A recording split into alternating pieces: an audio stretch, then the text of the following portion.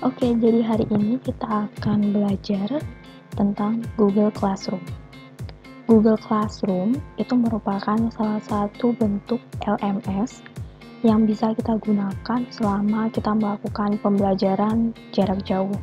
Bukan hanya pembelajaran, sebenarnya Classroom ini bisa kita gunakan untuk kegiatan-kegiatan lain, di mana kita bisa gunakan Classroom ini untuk diskusi, untuk berbagi materi, dan lain sebagainya.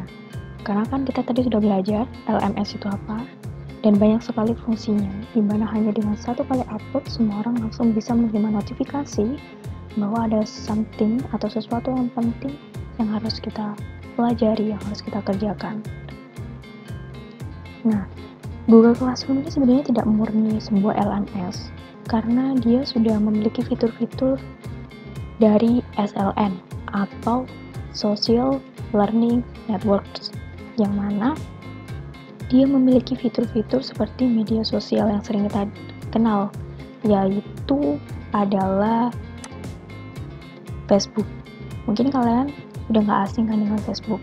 Nah, untuk tampilan awal Classroom ini seperti ini. Di bagian kiri atas ini ada 3 bar, yaitu merupakan icon menu. Di sini kita bisa melihat ada menu classes atau daftar kelas yang ada. Nanti ketika ada banyak kelas di sini, maka akan muncul nama-nama kelasnya masing-masing sampai terus ke bawah sampai banyak. Nah, ada fitur kalender dan di sini ada to do. To do ini adalah hal yang harus kita kerjakan. Nah, ketika kita mengklik menu to do, maka akan ada menu all classes atau semua kelas. Jadi kita bisa langsung melihat daftar pekerjaan yang harus kita kerjakan dari semua kelas yang kita ikuti, atau kita bisa memilih, aku mau lihat tugas untuk kelas SKD aja, aku mau lihat tugas di kelas praktik aja, contoh. Oh, ternyata nggak ada tugas. Seandainya ini ada tugas, maka akan muncul list-list tugasnya apa saja. Dan untuk tab done atau selesai ini adalah menu di mana kita bisa menampilkan tugas-tugas yang sudah kita selesaikan. Nah, selain itu, kita juga bisa mengatur di setting ini, kita bisa mendapatkan notifikasi melalui email. Nah, bagi kalian yang punya Google Classroom di handphone, itu mungkin lebih enak karena sudah ada sistem reminder atau pengingatnya terkait tugas-tugas yang diberikan oleh guru di classroom masing-masing. Nah, tapi ketika kalian terbiasa menggunakannya via desktop, biasanya notifikasi terkait pekerjaan yang harus kalian selesaikan, uploadan terbaru dari guru, itu semuanya akan kalian terima melalui email. Nah, di sini kita kembali lagi, kita pilih kelas praktik. Nah, ketika kita sudah pilih kelas praktik, maka ini adalah tampilan awalnya. Ini disebut dengan stream. Stream itu semacam beranda, kalau kalian tahu di Facebook, atau mungkin tampilan profil dari suatu grup atau kelas yang kita sedang buka. Nah, di sini kita juga bisa mengetikkan sesuatu untuk kita posting, untuk kita utarakan ke semua anggota grup kelas praktik ini. Contohnya kita ini hendak bertanya terkait materi. Kita merasa mending aku tanya di Classroom aja deh, supaya semuanya bisa tahu gitu kan. Jadi ini sebagai tempat untuk diskusi juga, makanya Classroom ini bisa disebut sebagai SLN atau Social Learning Networks, karena dia bisa kita gunakan sebagai tempat untuk kita berdiskusi. Contoh, Bu, saya mau tanya. Nah, di sini kita juga bisa menambahkan file. Contohnya kita menemukan suatu video terkait materi pembelajaran di YouTube. Terus kita tinggal masukkan saja. Nanti link URL-nya apa? Kita paste di sini supaya semua orang bisa tahu yang dimaksud video yang kita maksud tuh yang mana itu. Ataupun file dari komputer atau yang ada di perangkat kita atau yang sudah kita upload di Google Drive. Nah, pertanyaan apa-apa. Nah, setelah itu kita bisa langsung posting. Nah, postingan kita ini nantinya tidak hanya bisa dilihat oleh guru, tapi juga bisa dilihat oleh teman-teman yang lain. Nah, karena ini forum diperbarui. Sudah ada kan ditampilan. Bu, saya mau tanya. Lah, sistemnya dia ini seperti SLN yang lain. Jadi, kalian pasti nggak asing kan dengan tanda ini. Ini tanda repost. Seandainya kita mau meretweet, istilahnya menggunakan kembali postingan yang sudah pernah kita posting sebelumnya. Jadi seperti di Twitter itu dia punya icon atau tombol retweet untuk menggunakan kembali postingan yang sudah lalu. Nah, seandainya ini kita ingin membalas, kita langsung saja tambahkan di kolom komentar seperti ini. Tampilannya sama persis kan seperti di Facebook, di Twitter, dan lain sebagainya. Jadi kita bisa gunakan Classroom ini tuh ajak diskusi juga, tanya jawab. Tapi ya gitu, kalau kita tidak punya aplikasi di smartphone kita, tentunya notifikasi itu akan masuknya lewat email. Kalau kita jarang mengecek email, pasti kita ketinggalan informasi terbaru. Makanya pastikan bahwa di settingan, di setelannya ini, kita sudah mengaktifkan fitur email notification. Lalu di sebelah tab stream di bagian atas ini ada tab classwork. Nah, classwork ini adalah tab tugas. Nah, kamu bisa track your progress, bisa melihat sejauh mana sih kemampuan saya dalam pelajaran ini. Nilai saya berapa aja.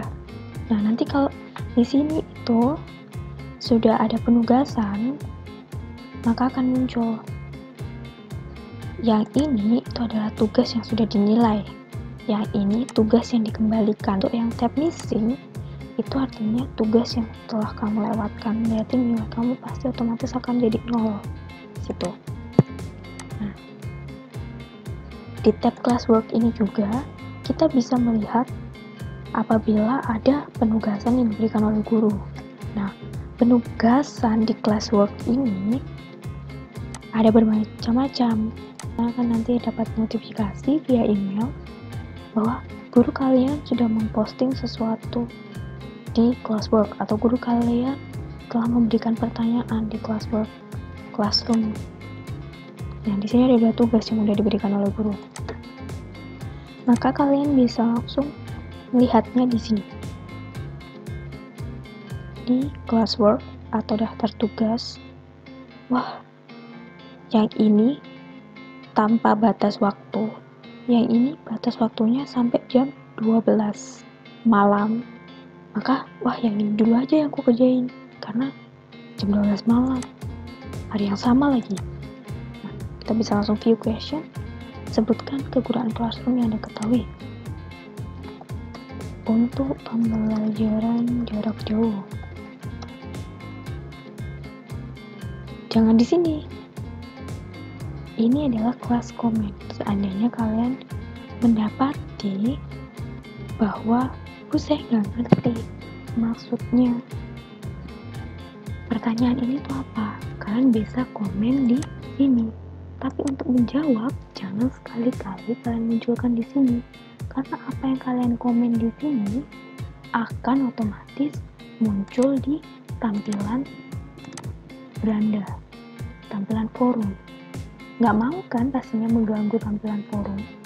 Seperti contoh kalian mengumpulkan tugas kayak gini. Informasi penting dari guru itu pasti akan tertimbun akhirnya.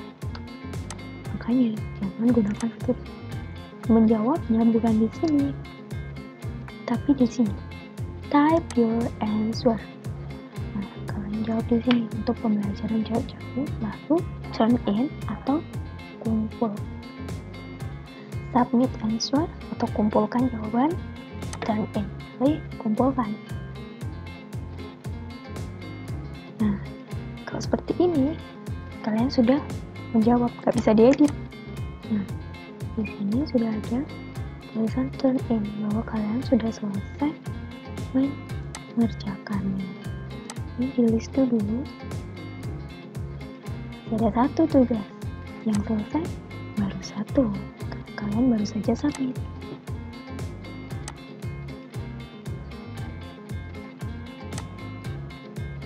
Nah, sudah masukkan di sini, sudah ada yang menyerahkan. Wah, otomatis jawaban kalian sudah masuk di daftar jawaban siswa. Nanti guru bisa langsung memberikan nilai. Oke. Nah, aku ternyata dapat 100. Jadi kalian bisa langsung melihat nilai kalian berapa. Nah, untuk penugasan 1, di sini kalian bisa langsung view assignment atau lihat tugas. Nah, di sini ketika kalian mengerjakan rangkuman, kalian tambahkan. Kalian bisa langsung kerjakan di sini. Bisa, aku mau ngetiknya langsung deh di Google Dokumen. Oke, bisa. Dia akan dibuatin sama classroom-nya Google Dokumennya. Nah, ketika kalian sudah selesai, kalian bisa langsung klik turn in untuk nah ini ketika kalian mau ngedit dalamnya tugasnya itu. Tadi kan baru membuat wordnya aja. Contohnya ini penugasan. Wah, penggunaan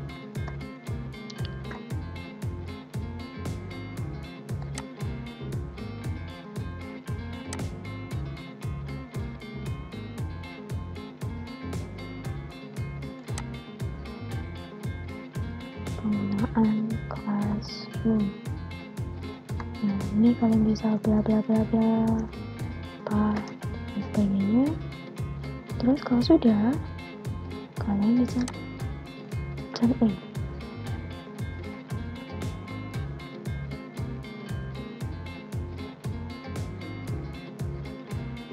Nah, ada pemberitahuan talk with your teacher, bicara dengan gurumu. Ketika kamu ingin tanya langsung ke gurumu, lewat private comment. Tapi kalau kamu mau tanya langsung ke forum atau ke grup kelasmu, tanya di kelas komen. Nah, ketika sudah selesai, tadi kan langsung kita pencet turn in. Kumpulkan. Baru kita bisa klik turn in atau kumpulkan. Nah, seandainya itu kita membuat dokumen langsung dari Google Docs. Nah, tapi ketika kita membuat jawabannya itu, aku sudah punya filenya di komputer atau di HP ku karena aku sudah kerjakan duluan di Microsoft Word yang ada di perangkat yang aku gunain. Nah, kita bisa upload. Di sini upload filenya di mana.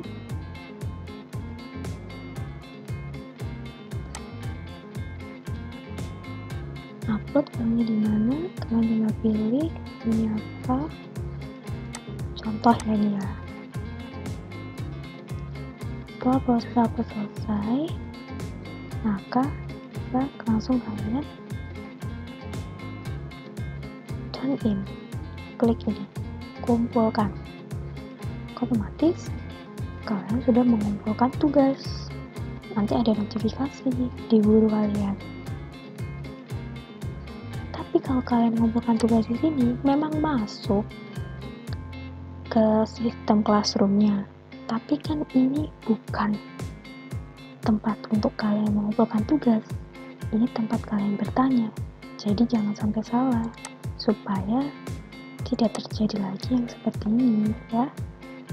Mengganggu tampilan di stream atau beranda forum kelas kita.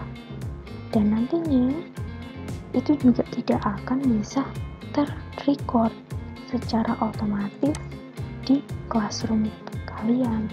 Nggak akan tampil di sini. Pasti ketika kayak gini di tampilan ini, tampilan guru kalian, nanti tuh ini masih diberikan ke satu orang. Contoh kalian tuh ada 30 orang. Nah, yang baru menyerahkan ternyata cuma 24. Yang 6 kemana ya? Kalau guru kalian tidak toleransi, maka nggak akan ngecek nih satu persatu yang masuk di sini. Kalian dianggap tidak mengerjakan tugas. Jadi, benar-benar harus diperhatikan jangan sampai salah input tugas kalian. Nah, untuk tab yang terakhir bagian atas itu adalah tab people. Ini adalah anggota kelas. Kita bisa melihat guru kita siapa. Seandainya nanti kalian punya banyak teman, maka akan tampil di sini. Listnya banyak, siapa. Tuh. Ya, mungkin sekian materi terkait Google Classroom. Semoga kalian memahami materi ini dan kedepannya tidak lagi melakukan kesalahan dalam pengumpulan tugas. Karena tidak semua guru mampu mentoleransi kesalahan-kesalahan kecil seperti itu. Bisa jadi ketika kalian tidak mengumpulkan, otomatis dianggap 0. Padahal kalian mengumpulkan, tapi salah input di kolom komentar. Cukup seperti itu dari saya ucapkan terima kasih atas perhatiannya. Assalamualaikum warahmatullahi wabarakatuh.